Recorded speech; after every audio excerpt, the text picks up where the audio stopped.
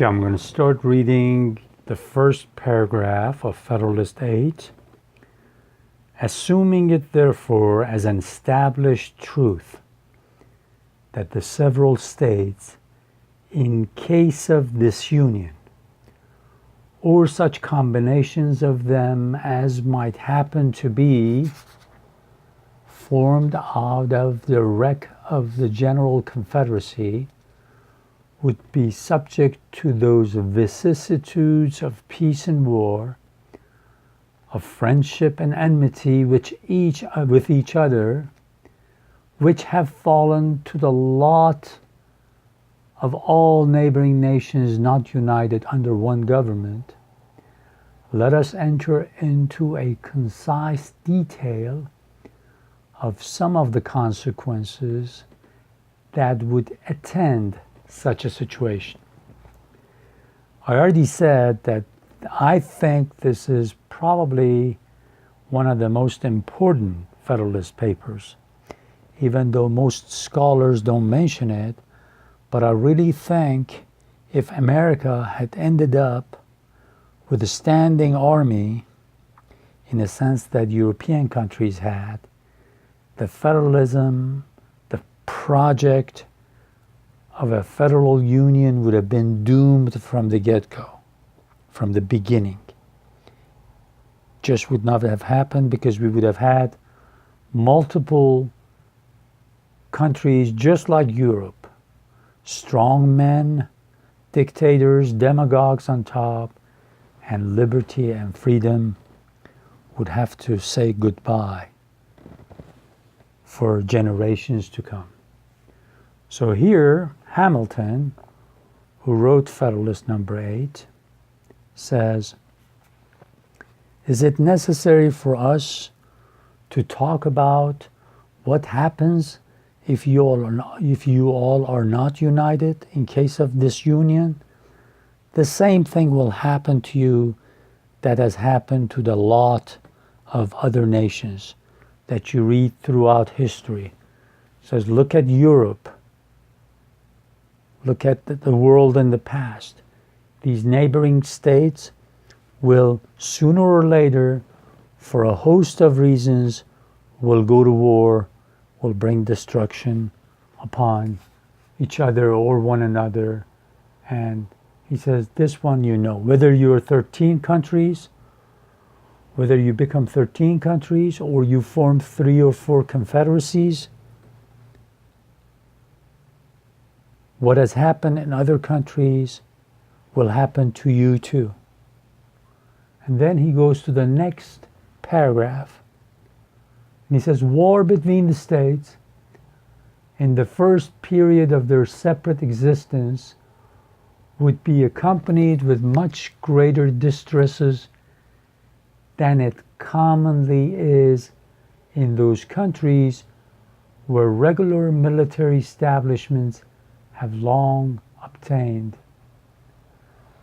The disciplined armies always kept on foot on the continent of Europe, though they bear a malignant aspect to liberty and economy, have notwithstanding been productive of the signal advantage of rendering sudden conquests impracticable, and of preventing that rapid desolation which used to mark the progress of war prior to their introduction.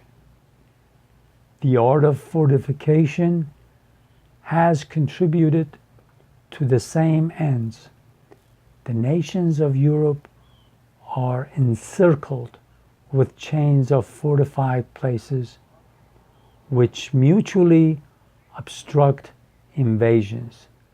Campaigns are wasted in reducing 2 or 3 frontier garrisons to gain admittance into an enemy's country.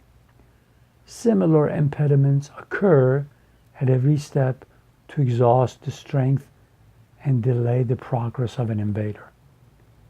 Formerly, an invading army would penetrate into the heart of a neighboring country almost as soon as intelligence of its approach could be received.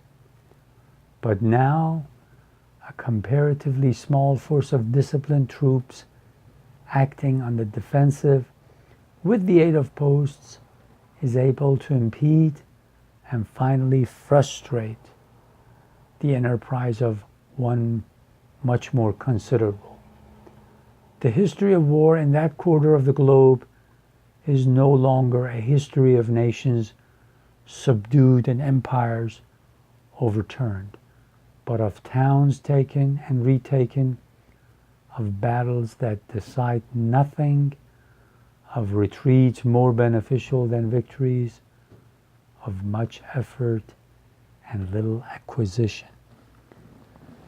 First, he says, look all over Europe.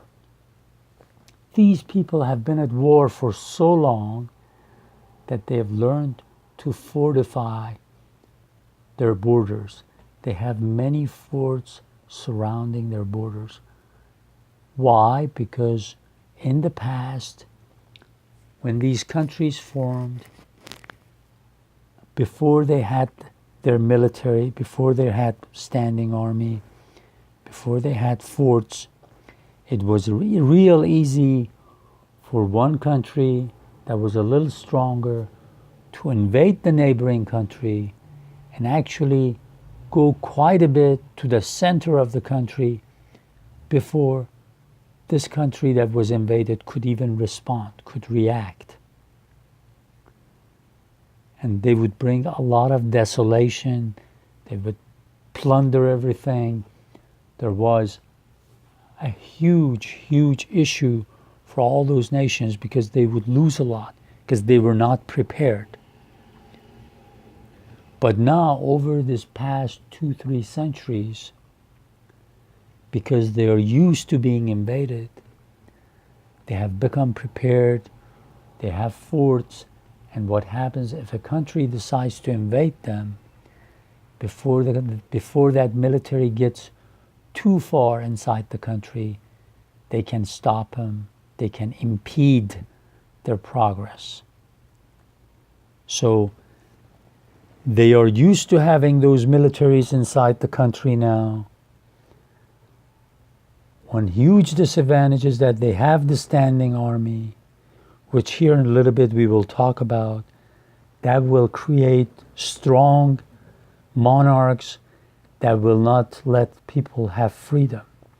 So they have these strong armies, the standing armies, that might be good to stop other countries from invading them and going too far. But the problem is they are in the service of a monarch, a king, and that king can be a tyrant, a demagogue, and took freedom away from the people and forced them to do what he or she wants them to. He's saying all these because in the next paragraph, he's going to tell Americans, but this is not your situation. He says their situation in Europe is that 5 centuries ago, 4 centuries ago, 3 centuries ago, somebody could go in, plunder half of the country before that country could respond, before